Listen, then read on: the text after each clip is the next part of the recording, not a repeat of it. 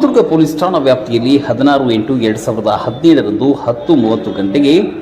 ಪಟ್ಟಣದ ಸರ್ಕಾರಿ ಆಸ್ಪತ್ರೆಯ ತುರ್ತು ಚಿಕಿತ್ಸಾ ಘಟಕದ ಮುಂಭಾಗದಲ್ಲಿ ಪ್ರೀತಿ ಮಾಡು ಎಂದು ಬೆನ್ನು ಬಿದ್ದು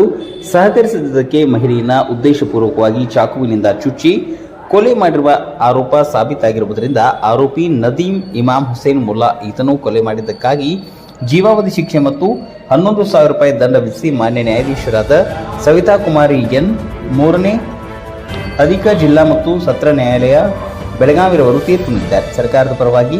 ಆರ್.ಜಿ. ದೇವರೆಡ್ಡಿ, ಸರ್ಕಾರಿ ಅಭಿಯೋಜಕರು, ಮೂರನೇ ಅಧಿಕ ಜಿಲ್ಲಾ ಮತ್ತು ಸತ್ರ ನ್ಯಾಯಾಲಯ ಬೆಳಗಾವಿರವರು ಪ್ರಕರಣದ ನಡೆಸಿ ವಾದ ಮಂಡಿಸಿರುತ್ತಾರೆ ಎಂದು ಮಂಗಳವಾರ ಪ್ರಕಟ